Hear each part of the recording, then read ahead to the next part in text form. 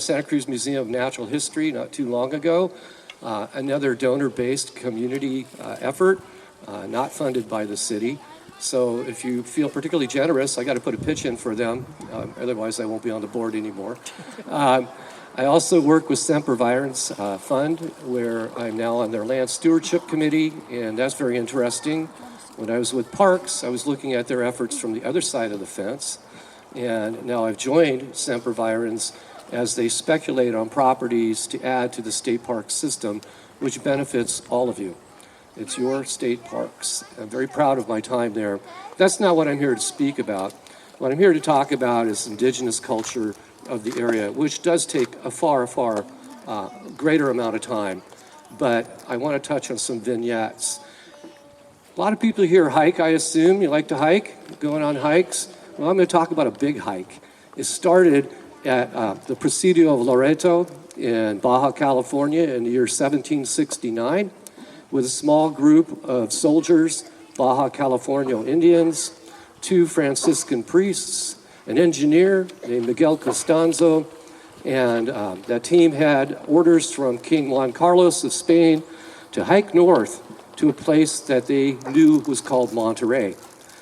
Nobody had a road map. It hadn't been visited since 1602 by a sea captain named Sebastian Vizcaino, who was the first anchor ship on the coast here and was greeted by the local native people of Monterey. We know them now as the Rumsen people, and were fed. They were given gifts, and the first meetings were very congenial, very nice piece of history. And Vizcaino named the harbor Monterey after the Viceroy of Mexico. Pretty PC thing to do for a military commander. And so it became Monterey ever since, formerly called the Bay of the Pines by Juan Rodriguez Cabrillo, who also sailed by in 1542, much earlier, but he didn't stop. Vizcaino does, and it's Christmas 1602. The native people come down bringing baskets full of acorn and seeds and fish. A very congenial meeting.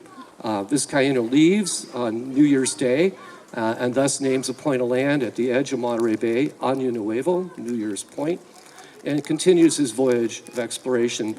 And then when he gets back to Spain or to Mexico, he reports on seeing a fabulous harbor, the harbor of Monterey. Fabulous, big enough to hold the imperial fleet of Spain. Well, it wasn't, but he wanted to sell it. And sell it he did, but nothing happened. Not for 167 years. In 167 years, Spain had lost its hegemony over the Pacific Ocean. They began to explore, all the way to Asia, and their ships would cross the Pacific, following the currents and trade winds. And some of the first landfalls they would make would be the California coast. By the time these ships sailed across the vast Pacific, health and hygiene was not so good in those days on board ships. And so there was a need for Spain to find a harbor, a shelter, a place for those ships to stop, get fresh wood, supplies, green food, greens, some clean water, and then continue their voyage southward to San Blas and Acapulco, where they would unload their cargo. So Spain was motivated to find a port, but not motivated enough. Not until the 1740s, when the Russians began coming down from their land holdings in Alaska. And they too are looking for a place to shelter and create a vegetable garden to feed their hunters in the far north with the Russian-American fur trade. So Spain finds out that Russia's got ambitions up the coast here, probably still do. And consequently, Spain's motivated to now explore the California coast. By this time, they've established missions in Arizona, New Mexico, creating a frontier in Baja California. So in 1769, they mount an expedition from the Presidio of Loreto to come up and find this harbor called Monterey. They had a general kind of a latitude, but not really a fix on where it was. There were no maps really depicting it. So I bring that up because if you like hiking, can you imagine what kind of gear you might need for a hike from Baja California to who knows where? They've never been there, right? So what would you need? Well, there's 66 of these people. They've got mules and they've got some horses, and they set forth with great expectations. They get all the way up Baja, and they come past San Diego. They get sent a ship forward that's going to rendezvous with them at this place called Monterey. At least that was the intent. And as they pursue their journey north, they begin encountering native people. Well, as it turns out, and they don't know this yet, California was one of the most heavily populated indigenous areas north of the Valley of Mexico, anywhere in North America. And California was also, and still is, one of the great language mosaics of the planet. People have been coming to California for tens of thousands of years. You know, archaeologists are often asked, well, what's the oldest site in the New World? You know, when did first people come? Well, the answer to that is, well, we only know the oldest date we've got so far, right? And the dates keep getting pushed back. And what we do know is that native people have been here since the Ice Age. The first people that came here put woolly mammoths or Columbian mammoths and bison on their menu. The sea was 300 feet lower than it is now. That means the ocean shore was 2 miles away from where it is now. San Francisco Bay was an oak woodland covered valley with marshes in it. The Farallon Islands were connected to the mainland then. That is the first lands that native people came to. And when we try and understand when first people get here through archaeology, we also have to know that most of the prime occupation sites are underwater now. So what do we really know, right? Well, we don't know as much as we'd like to think. And so the clock keeps getting pushed back. We now have sites in the Americas going back 20,000 years. That's pretty old, but maybe older still. We have yet to find out. Anyhow, the Spaniards don't have any idea of this. Their own sense of time is rooted in biblical history. They don't have a sense of deep time yet. Nobody does. So they decide, as they're exploring and encountering native people, to document through diaries and journals. Father Juan Crespi, one of Sarah's students way back in Spain before he comes over, was on the expedition. His writings are excellent. He's a great writer. He never says anything negative about anybody. He just won't mention them if he doesn't like somebody. And another great diarist on the expedition is Miguel Costanzo, who's an engineer, comes with the expedition. And then there's the commander himself, Don Gaspar de Portola, who doesn't write much at all. His diary is disappointing. They're just bullet points. You know, there's great exploration as they describe the landscape, the people, all the things you and I might want to know, he doesn't write about. So we depend on Costanzo and Crespi's diaries of their experience and encounters. They get past San Diego and they enter this big valley plain covered with sunflowers, wild sunflowers. And they say the air here is really bad. It stinks. And it turns out they're talking about a great basin where there are earthquakes. They call the place Los Temblores. Any ideas where that might be? It's the LA Basin. I'm a northerner, I can't help it. Anyhow, so they continue north and they hike all the way to Santa Barbara, where they now encounter one of the more densely populated areas of the West, where the Chumash people are, and still are today. They occupied the Channel Islands. There were thousands of people on the islands. They built ocean-going boats, canoes. They didn't sail far, but they're plank canoes made out of redwood that drifted from up here down south. They would drill holes into the planks and steam them and then stitch them together, and they called them tomals. What's interesting about that is that the only people in the Western Hemisphere who make boats like that are Polynesians. In Hawaiian, tomalo means to stitch. These are stitched boats. They stitched them with deer tendon, then they caulked them with tar, and they'd use hemp, wild hemp, to caulk the boats too. They would sand them down with shark skin, and then they would paint them vermilion red and inlay abalone into these beautiful boats. And with those boats, they could occupy the Channel Islands, a very productive fishery for them, as well as a lot of sea mammals. Anyway, long story, like I said. And so they encountered these Chumash villages, and these are big villages of a couple thousand people each. For gathering people like that, that's pretty remarkable. It speaks to the productivity of the land. And so as they hike through, they have to go through all this ritual with the headmen who sit them down and want to feed them, giving long speeches that nobody can understand. And so they have good encounters. Crespi writes about this, and then they say farewell, they're going north. They go another couple miles, and whammo, there's another village with another leader they got to go through the whole process all over again, the ritual feasting, the partying. And Crespi starts to write in his book, his diary, look, we got to camp away from the Indians now because we can't get any sleep. This is marvelous, right? So they continue north out of Chumash country in Santa Barbara. Remember, there's no Highway 1, no Highway 101, and they're still hugging the coast looking for what? Monterey? Hadn't been visited for 167 years? No problem, right? So they don't even have a road map. So they continue north, and end up towards where later, just 2 years later, Mission San Antonio will be built near Fort Hunter Liggett.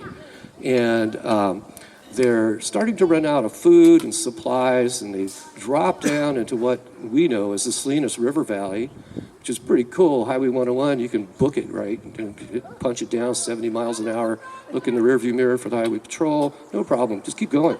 And then, so they're in that valley cruising along, and after a while they can smell the ocean up ahead and the fog, and they finally arrive at Monterey, and they look at it and go, this doesn't look like the big harbor that Vizcaíno describes, but the native people are friendly, they're giving them food as they encounter them.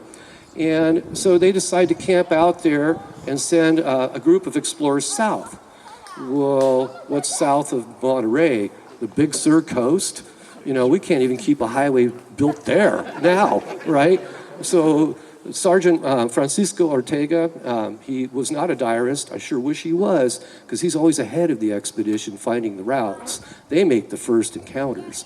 Anyhow, they come back to Monterey where the group is camped and say, nope, not down there. And so they do what military expeditions never do. They have a democratic vote to decide, well, what should we do? Should we continue? Now they're run out of food. They don't have any resources. They decide Monterey must lie ahead. So they continue.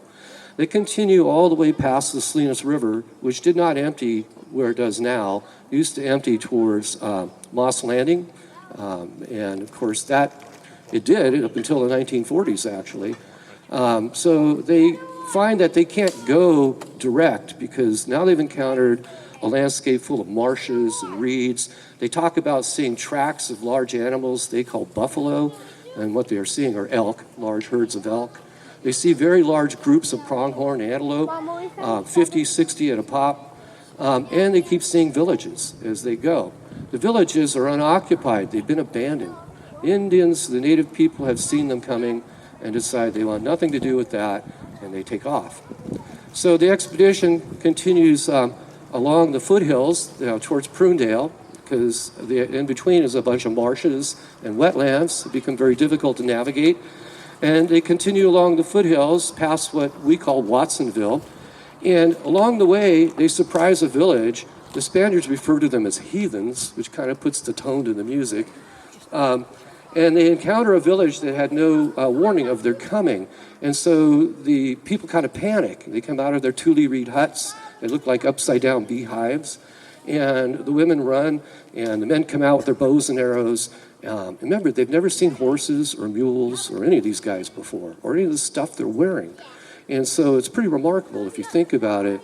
And so the expedition comes up to the village, and the men come out with their bows and arrows, and they stick the arrows in the ground, and they stand back. For Native Californians, warfare was ritualized. It wasn't done randomly. It's not, wiping out villages. It was done by arrangement. Usually the head man of the village would try and pay off the opponent with shell bead money. Shell bead money, we have found specifically the Olivella shell is long-lived in California economics. I found a site in San Jose when we were connecting Highway 101 in 1980. 5 meters down in the ground, that's pretty deep, we found a hearth. The hearth dates 9,200 years, right at the end of the Ice Age. And in it we found Olivella shell that date that long. Olivella shell was the medium for money. They harvested here on the coast. Tribes like the Caroste of Año Nuevo and in Carmel, those guys are literally sitting on the bank. And they are controlling the flow of the shell inland, where it's carved into beads and drilled with stone-tipped drills, and that labor gives it a value. I digress because I have no script.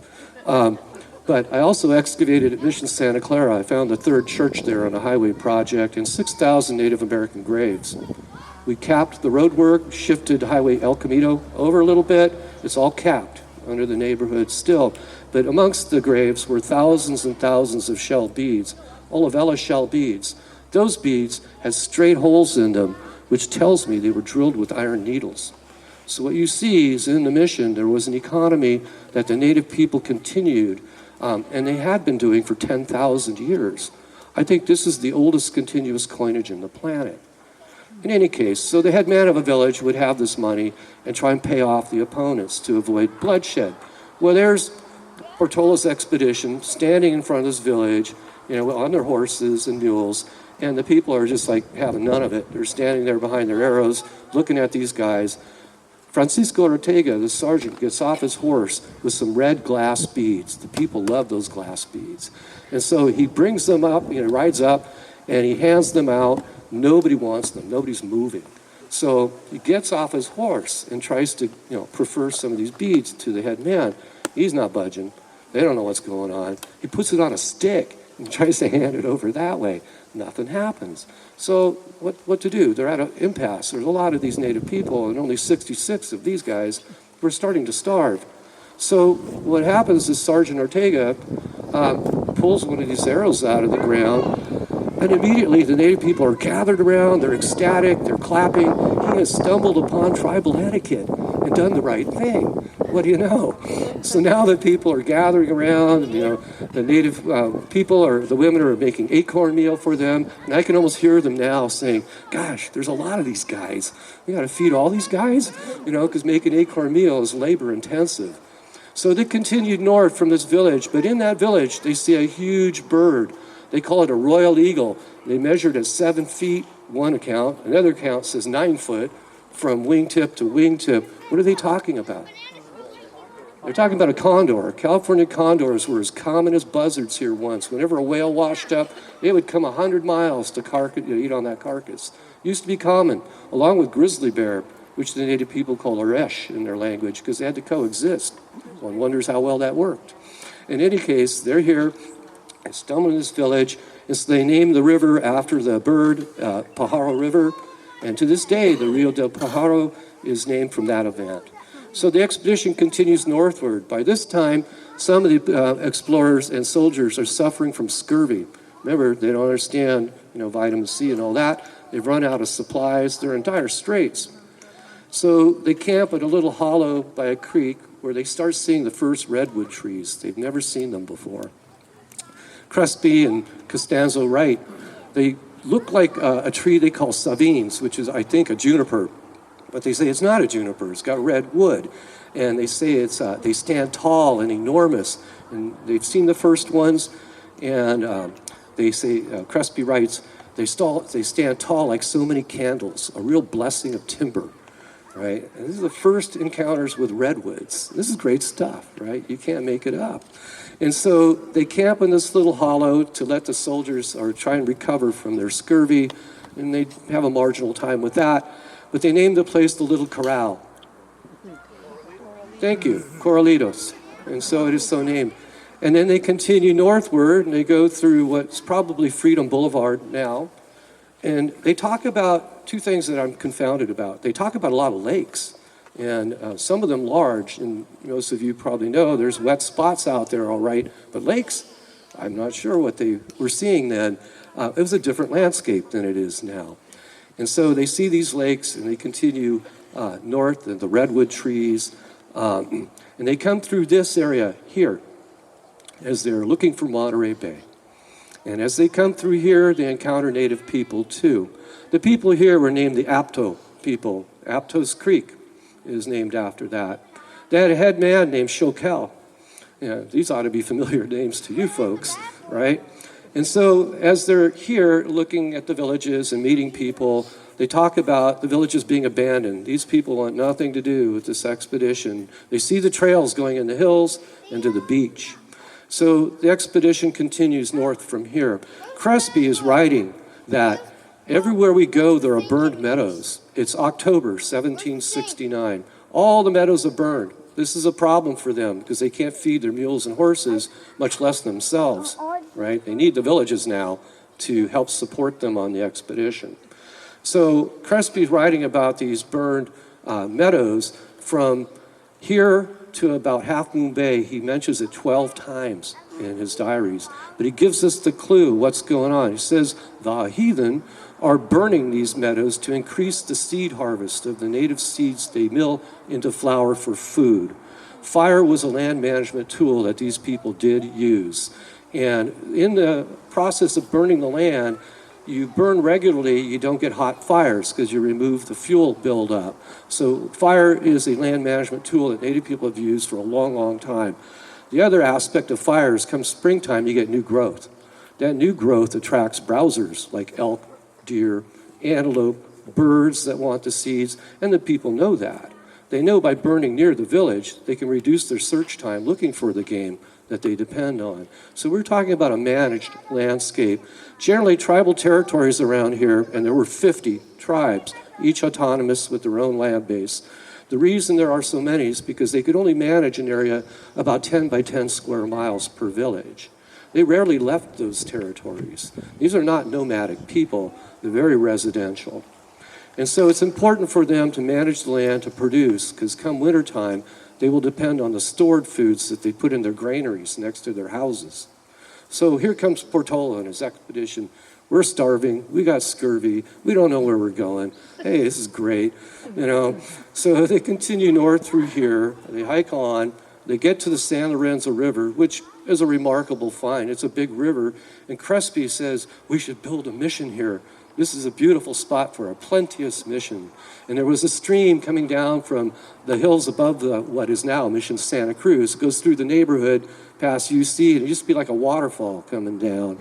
The missionaries later channeled that with the first lime works. They built a lime-based sequia, as they called it, to put water at the mission of Santa Cruz. But that's coming much later. And so the expedition is there in downtown Santa Cruz. They don't know that the native people have named it Alintak. Alintak, Alin means red abalone. Tak means houses. So red abalone house. It's so Santa Cruz. I'm sorry, I live in Sunnyvale. There's nothing Alintak about that place. You know what I mean?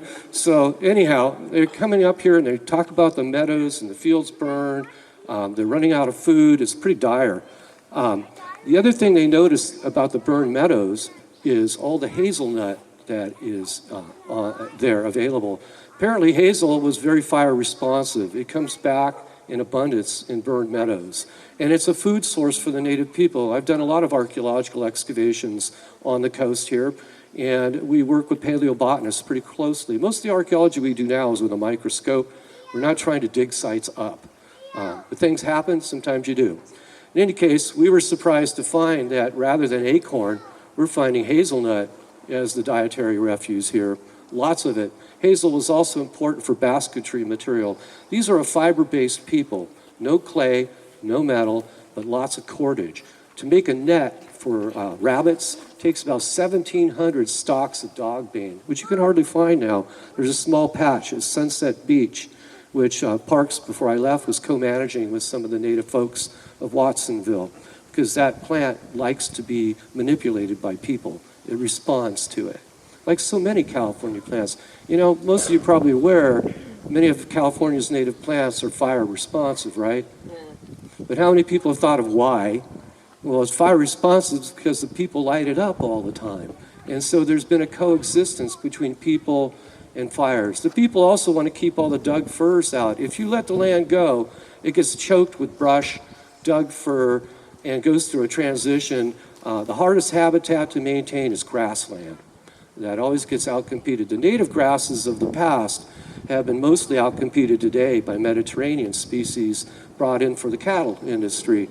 But native grasses have seeds that are edible, and the people harvested them for thousands of years. We find the tools in the archaeological assemblage, flat milling slabs with soap bar-sized hand stones used for milling the grass seeds. Well, it takes about 13 acres to support a single family.